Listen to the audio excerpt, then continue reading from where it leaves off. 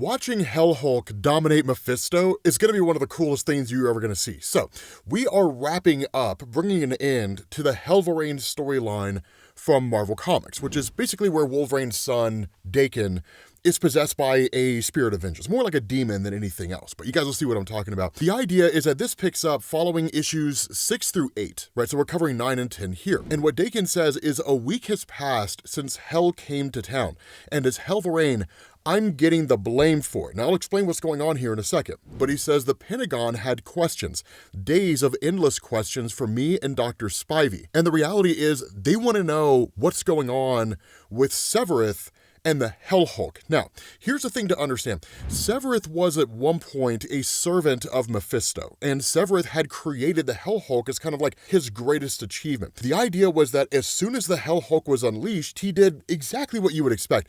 The Hellhulk literally started dominating Mephisto, so much so that Mephisto created Bagragul, right? This incredibly powerful demonic entity that basically tore Hellhulk to pieces. And so after that, Hellhulk's pieces were scattered throughout the world. Now, for reasons that weren't fully explained, Severith had basically escaped Hell and then arrived on Earth and joined up with Project Hellfire, which is basically a government-sanctioned program that looks to somehow weaponize the Ghost Rider concept, and Daken is the person working with them at the moment. It's really kind of a symbiotic relationship. On some twisted level, he gives them the feeling of having a home and having friends, and at the same time, they kind of get what they need in furthering their research. But what ended up happening here, specifically with the arrival of Severith, is that he had tricked Project Hellfire into allowing him to operate as almost kind of like the brains of the operation, right? Their scientific arm, and had them basically start assembling the pieces of Hellhulk. The way this worked was that whoever it was that would come across Hellhulk, whether it was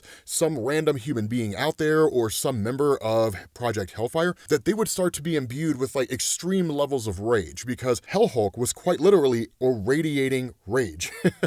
And so that's how they would basically find him, right? Like things would just pop off in some town somewhere, and they would just be like, okay, so everybody's like descending into madness. There's probably a piece of Hellhulk here. So they would get there, they would find it, they would bring it back. And so once Hellhulk was fully assembled, Severith and the Hulk literally started running through DC, tearing everything up.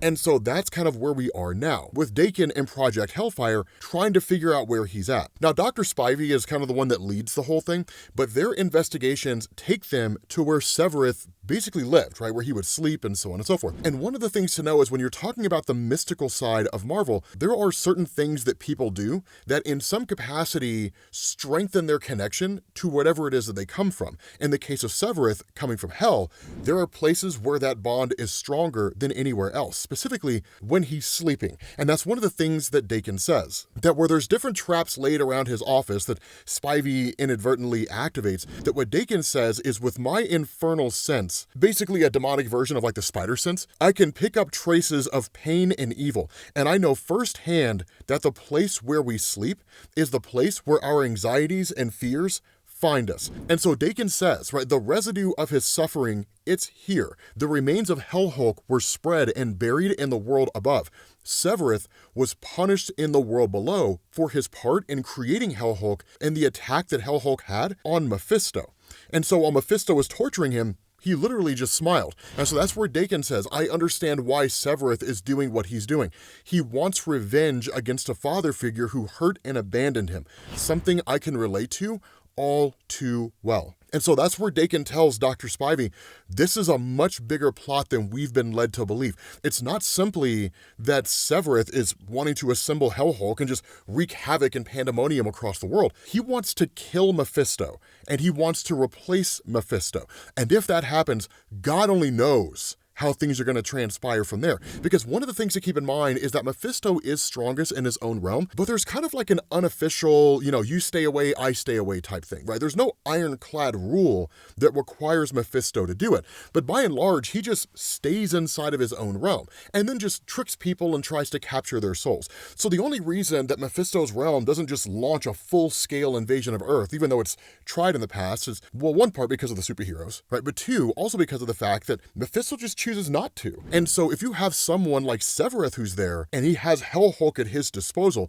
this immensely powerful being, then it would only be a matter of time before he would make a play for Earth. And how far he would get before the heroes would stop him is anybody's guess. And so in kind of thinking and processing about all of this, Daken ends up traveling to Arlington National Cemetery, where he's met with Aurora, kind of an on-again, off-again romantic partner. Now, Aurora may be a person that you don't recognize, but if I were to show you this comic book panel, this is Aurora and her brother, Northstar, part of Alpha Flight. And so hopefully that's a person that you know.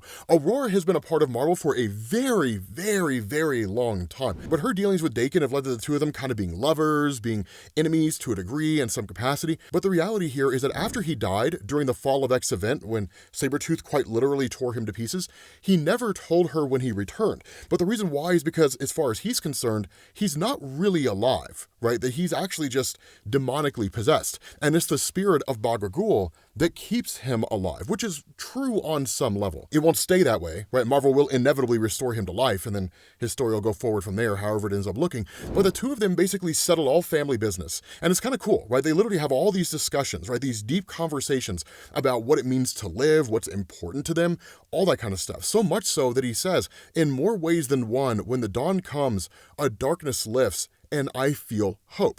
And so one of the things he tells her when he talks to her about everything going on with Severeth is he believes that if a move were going to be made, it'd be made at Hell's backbone in Utah, where the boundary between Hell and Earth is at its weakest. He's not 100% sure that's the case, and he can't simply just go off reservation, right? And so because of that, Aurora ends up being the one to go out there and to investigate. And when that happens, he starts to get this weary feeling, right? 5 minutes, 10 minutes, an hour, panic starts to set in. Because in his mind, he sent her on a path that is inevitably going to lead to her being killed. He loves her, and he cares about her, right? He doesn't want to see anything happen to her. And if you know anything about Daken and Marvel, you know that that's kind of a rare feeling. He's very much a loner. He's very much a nomad, never really forming any meaningful connections to people. So he's kind of like the version of his father before Wolverine ever joined the X-Men. And so that's why he says, I don't tell anyone I'm leaving. I want to give them deniability because I'm going rogue. The last thing I want to do is abandon Project Hellfire, the closest thing I have to a home and a family right now.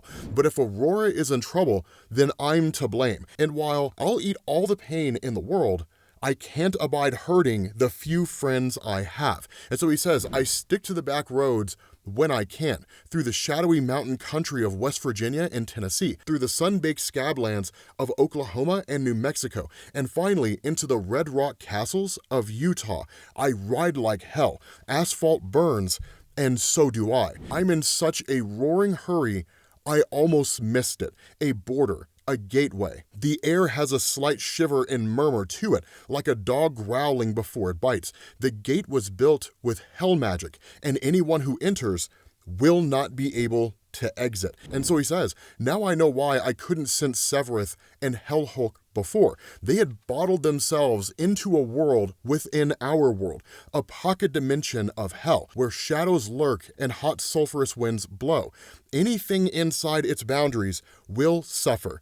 And so he ends up coming across this person, right? This like scorched body that's clearly been tortured, mutilated, just like hanging from the back of a tow truck. And he just says, it's another one of Severeth's experiments.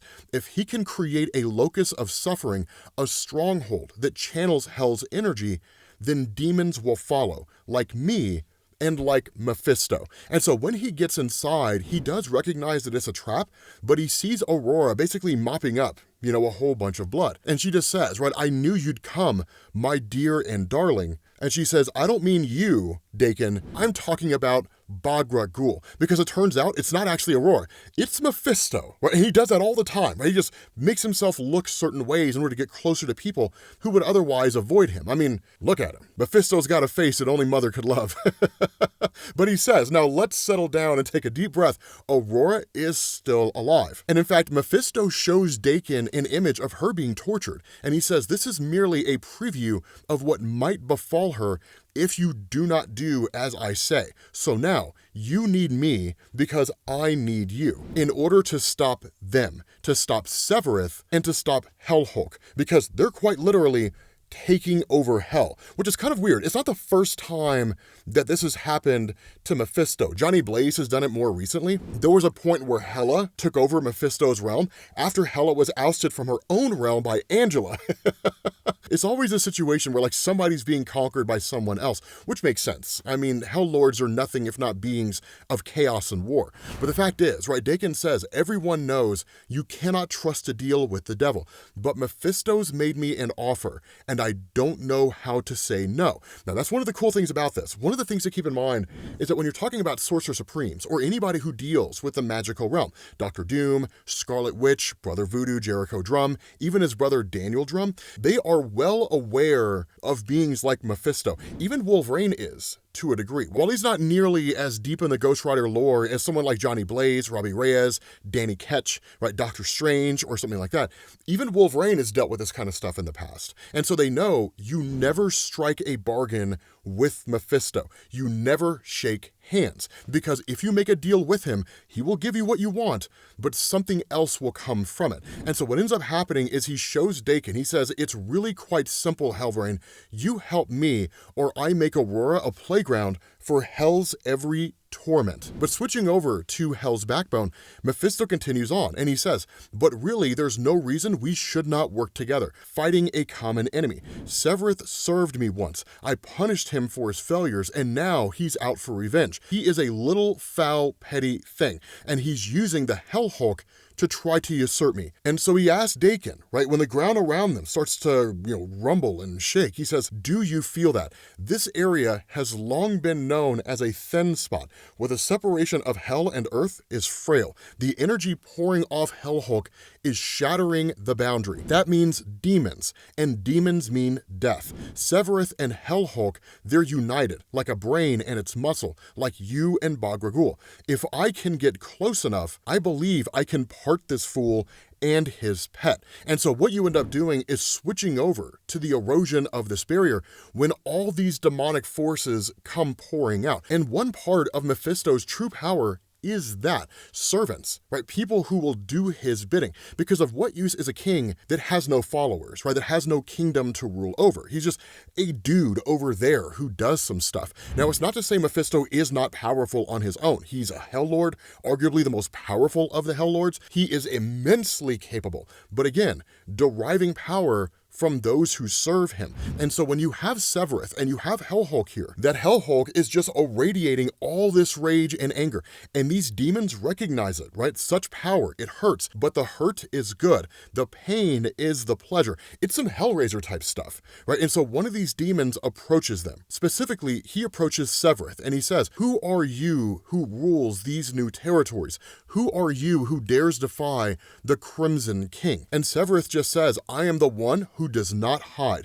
I'm the one who shares my power. I'm the one who will destroy Mephisto when he comes creeping jealously from his stinking hole. And so this demon responds and it says, then I will make your hell my own, if you promise not just power, but your protection. And in turn, Severus says, I promise.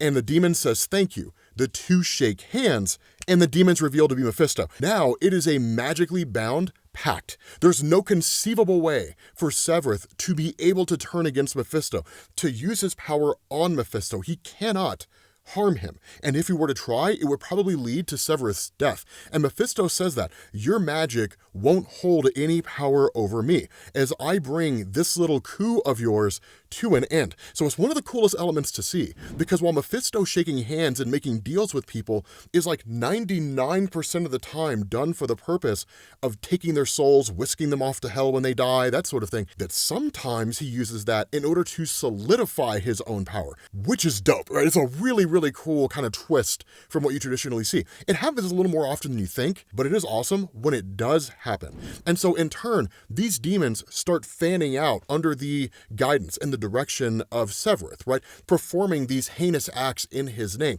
And one of them say, right, I will find a child, yes, a nice, innocent child. I'll live under its bed and whisper in its ear all night until it kills its parents. And then another one is like, I like an old person. There's so few of the old women's in hell. I will wear her skin like she wears dentures and wigs and nightgowns. But in the midst of all of them, one of them's just like, do you hear that? It kind of sounds like a motorcycle. And Helverine just comes out of nowhere and starts attacking all these demons. And that's a crazy thing, because he says, there's this phenomenon called shadow blistering. Two shadows will stretch out and reach for each other. Maybe that's a little like what's going on between me and Mephisto right now. Darkness reaches out to darkness and finds a terrible union. And so Mephisto, directly addressing Severeth, says, you are obsessed with me, aren't you, Severeth? I hurt you, and you cannot move past that. You remind me of our mutual friend Daken. He used to feel the same way about his own father, and it destroyed him. And that's where Severeth just says, I might not be able to hurt you, but he can. And Severeth, in turn, unleashes Hellhulk. And Hellhulk is kind of like the one thing Mephisto fears, because Mephisto does try to smooth this over. He says, do your bones still ache from where I broke them? Does your scarred skin itch and burn where I sliced it? Do your begging screams still echo in your ears? Things will be worse this time, much worse. I'm going to drag you and your pet back to hell. But then just like Hellhulk shows up and just starts pummeling Mephisto. Remember in Avengers when the Incredible Hulk just started dominating Loki? It's just like that. Right? That's one of the coolest things, because Mephisto tries to keep this air of confidence, right? He says, you have so much potential. You just need the discipline that will eventually come when you recognize your true master. But it makes no difference, right? Hellhulk just starts dominating this guy and like puts the fear of God in Mephisto. I mean, look at that man's face. That is a face filled with complete and utter fear. That is a man fearful for his life. A dude who knows he ain't making out of this in one piece. It's hilarious. And so in the midst of all of this, Severeth actually gets the upper hand on Helverine by casting magical abilities, right? Literally casting a spell that binds him to the ground. But one of the things that Daken says is he says, I have a demon inside of me. At first, I considered it a parasite or a tumor, something I wished I could carve out of me. But I've come to accept that Bagra Ghul is more like a conjoined twin.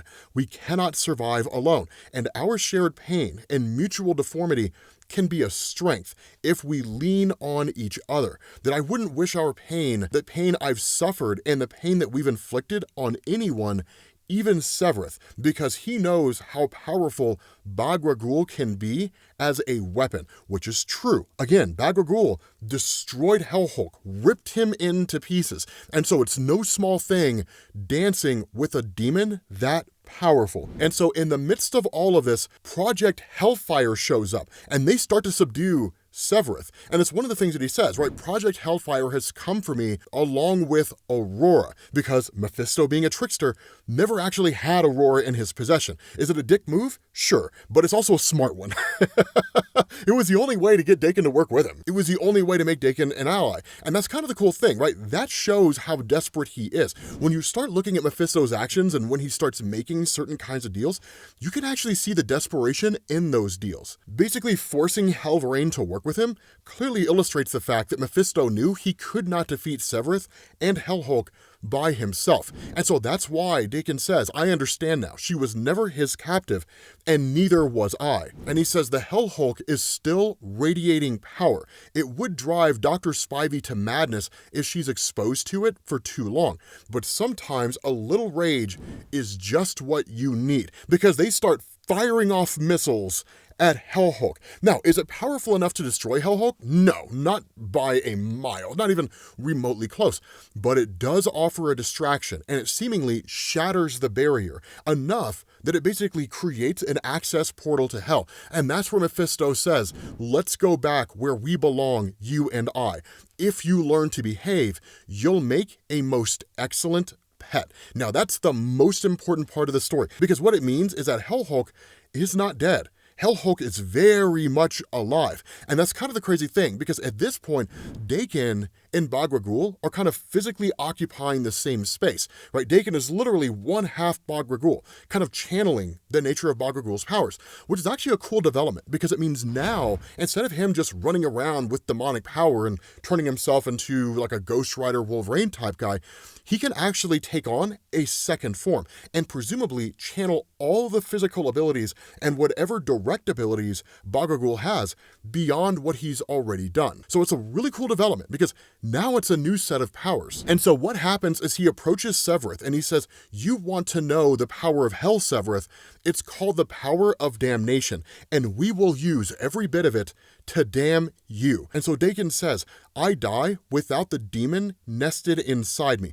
As Bagragul flails from the damnation attack, I feel his being reform inside me, making us both separate and together once again. That's me surviving another day. But maybe I'm starting to realize there's a difference between merely surviving and living. It's the difference between surrounding yourself with the people who will put you through hell and the people who will go through hell to support you. And I'm going to lean in to the living as Daken and as HELLVERINE. So yeah, that wraps up his story, guys. As far as I'm aware, Marvel axed it, so I have no clue. Well, actually I do. Weapons of Violence is the next story that features him that's kind of going on right now. It's pretty dope, actually. It's a really, really cool story because there's the spirit of vengeance, and then there's the spirit of violence, and it's pretty awesome. And I'm pretty sure it's Danny Ketch's sister who is the spirit of violence. But with that being said, guys, we're going to bring this to an end. Hopefully you guys enjoyed this video. If you did, drop a like. Thank you all for watching. Make sure you hit the subscribe button, and I will catch you all later. Peace.